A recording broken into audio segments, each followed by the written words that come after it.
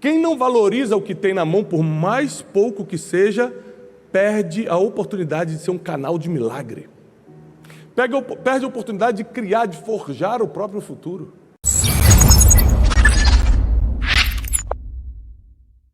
Deus abençoe você, Deus abençoe tudo que suas mãos tocarem. Deus abençoe sua casa, Deus abençoe sua família. Que Deus te dê saúde, paz e tudo que você precisa para poder cumprir a tua missão aqui na terra. Você sabe que tudo que a gente realmente precisa, Deus já nos deu. Você pode até não querer perceber ou não querer reconhecer. Afinal de contas, nós vivemos num mundo em que a comparação é tão grande que Deus te dá um carro, você acha que teu carro não é bom porque a pessoa tem um carro melhor. Aí Deus te dá uma família, que não existe família perfeita, mas existe a sua, e você acha que sua família é desengonçada porque a outra família se veste melhor, ou parecem, pelo menos na internet, serem mais comportadinhos. O tempo todo a gente acaba se tornando especialistas em não valorizar o que Deus nos entregou. Deus às vezes dá um dom para você, e olha que dom é uma coisa que nem todo mundo recebe de forma tão clara. Tem gente que demora anos servindo ao Senhor para receber um dom. De forma clara, todos conseguem identificar. Um dom de profecia, o dom da cura. Um dom. O dom de cantar, o dom de liderar, o dom de pregar. Dom de operar milagres. Mas tem gente que, mesmo sendo um desses poucos que recebe um dom tão especial, não valoriza o dom que tem. Tem o dom de pregar e acha que o da profecia é melhor. Por quê? Porque o tempo todo nós somos expostos, não só por causa desse mundo online que vivemos, mas por causa do crescimento, do avanço da comunicação no mundo, de como as pessoas se portam, de como as pessoas já não se importam em pousar algo que elas não são, ou seja, ser um personagem o tempo todo. Só que o problema das pessoas são personagens que elas botam um modelo que não é real e você fica se comparando com algo que não existe. Mas tem gente que não valoriza o que tem, não por comparação. Tem gente que não valoriza o que tem e o que Deus entregou, porque não sabe o quanto isso é importante para o teu sentido de vida, para o cumprimento da tua missão na terra. Não sabe o quanto isso vale para a criação do teu futuro, do teu destino. Tem gente que não tem a mínima ideia de que Deus é tão perfeito que tudo que você precisa, inclusive as dores que você passou, Ele já te entregou para formar o teu eu de hoje e para programar o teu futuro de amanhã. Tudo que você precisa. Por exemplo, tem gente que fala assim, Tiago, eu queria tanto palestrar, eu queria tanto pregar, mas eu tenho medo de falar em público, eu não falo bem, eu gaguejo, eu tenho vários problemas. Tem duas coisas para a gente pensar aqui. Ou Deus quer que você se esforce muito para passar por cima dessa limitação, ou pregar não é para você, é um dos dois. E às vezes você tem algo que a pessoa que prega não tem, mas você não quer valorizar isso que você tem, porque você acha que pregar é melhor do que o que você tem.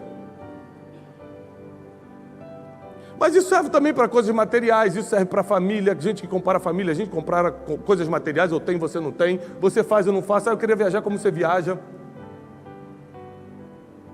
Mas Deus, eu vou repetir, Ele só dá aquilo que você precisa para cumprir a tua missão na terra. Então, ao invés de você reclamar porque não tem, hoje eu quero liberar uma palavra sobre a sua vida, você vai começar a valorizar o que tem.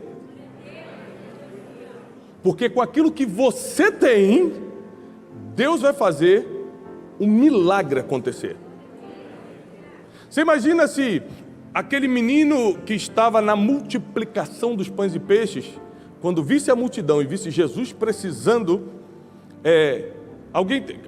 os discípulos precisando de algo para comer, alguém tem algo para comer e fala assim, puxa, vou nem falar que eu tenho, porque são 5.000 pessoas, né? Se eu fosse dono de pizzaria, eu mandava fazer um monte de pizza, mas eu não tenho nada, tadinho. Olha aqui, ó, que eu tenho um restinho de 5 pães e 2 peixinhos. Quem não valoriza o que tem na mão, por mais pouco que seja, perde a oportunidade de ser um canal de milagre. Perde a oportunidade de criar, de forjar o próprio futuro. É você e Deus que cria o teu futuro. Você não depende de ninguém não depende de doação de ninguém, não depende que ninguém interceda por você, é você e Deus que cria o teu futuro. Então a gente é especialista em achar maravilhoso o que os outros têm e depreciar o que nós temos. Eu aprendi de uns anos para cá a supervalorizar o que Deus me deu. A família é minha. Pode ter famílias mais bonitas, pode ter família mais rica, pode ter família mais espiritual, pode ter família o que for. Não quero saber, eu quero saber que é minha, eu amo, eu cuido e é a minha. Eu honro minha família, eu honro meus filhos.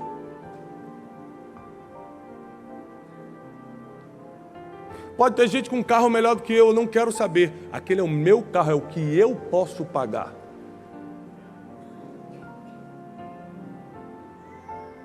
Aí quando a gente começa a não valorizar o que a gente tem, a gente começa a se meter em dívida que não pode, para comprar coisas e fazer coisas que é para agradar os outros, que nem agradar você porque você vai dormir cheio de dívida, vai dormir cheio de cobrança, cheio de preocupação.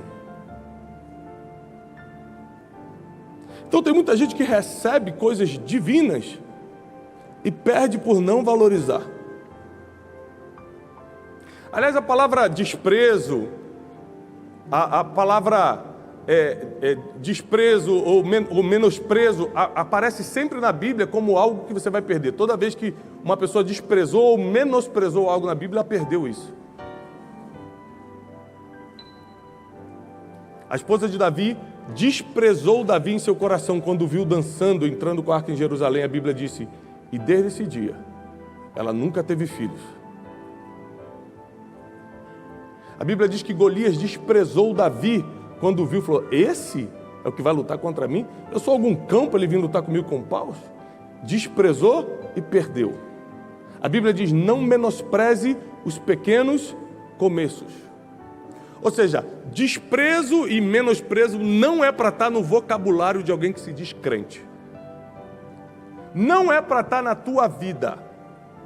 O que Deus te entregou, o que Deus confiou na tua mão, não é para você menosprezar nem desprezar. É para você começar a valorizar. Aliás, você só faz crescer aquilo que você valoriza. Tudo que você despreza, você perde. Mas o que você valoriza, expande.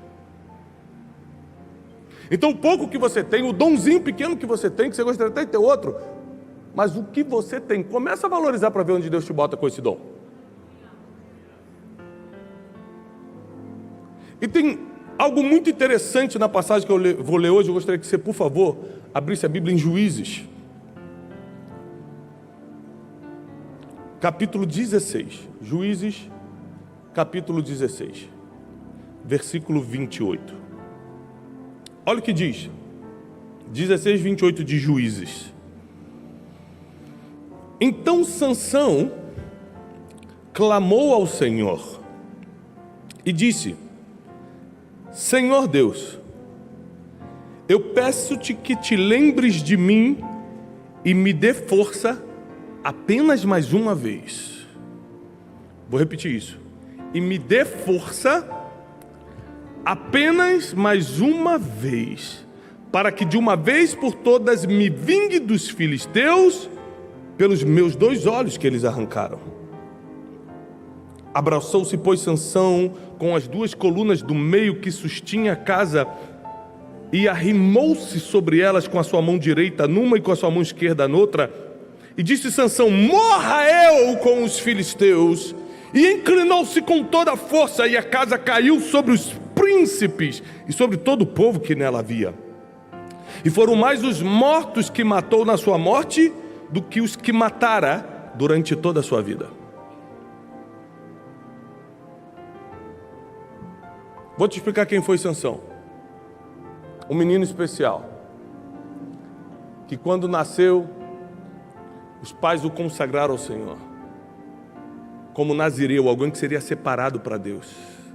A Bíblia diz que o Espírito do Senhor se apoderou de Sansão.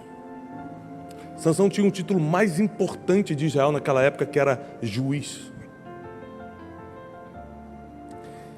Fora isso, fora ele ter os pais por perto, imagina, nem todo mundo tem a oportunidade de ter pai e mãe por perto o tempo todo, protegendo, guardando, dando direção profética, Muitos daqui nem cresceram com pai, mas Sansão teve pai e mãe dando direção profética, dando proteção, ungindo, protegendo. Que privilégio! Mais do que isso, o Espírito do Senhor se apoderou de Sansão. Mais do que ter um título que era o mais importante da época, juiz, ele ainda tinha uma força, que a Bíblia diz que ninguém possuía igual. Sansão era tão forte que ele conseguia rasgar um leão numa só abraçada. Você imagina? Se a gente vê um leão, a gente sai correndo. Sansão, com um só golpe, partia no meio. Um homem fora do comum. Um homem extraordinário. Um homem com grande chamado. Um homem respeitado em Israel. Um homem que Deus usava. Um homem que tinha tudo para dar certo, mas acabou se suicidando. Acabou tirando a própria vida, porque ele decidiu pisar em cima do que Deus deu para ele. Ele decidiu menosprezar a força que tinha. Qual é a prova disso? Ele brincou o tempo todo. Presta atenção, não é que ele não valorizou, não, é pior do que isso, ele zombou da força que tinha. Ele podendo escolher qualquer mulher em Israel, porque é costume em Israel que os homens escolham mulheres dentre os filhos de Israel. É uma proibição entre os judeus até hoje escolher mulheres de outro reino. Sabe onde é que ele foi? Nos filisteus. Ele foi no povo inimigo. É quando aquilo que Deus te deu te deixa tão orgulhoso que você acha que pode quebrar as regras divinas. Ele falou, vou no povo inimigo. E mandou os pais escolherem aquela mulher e acabou.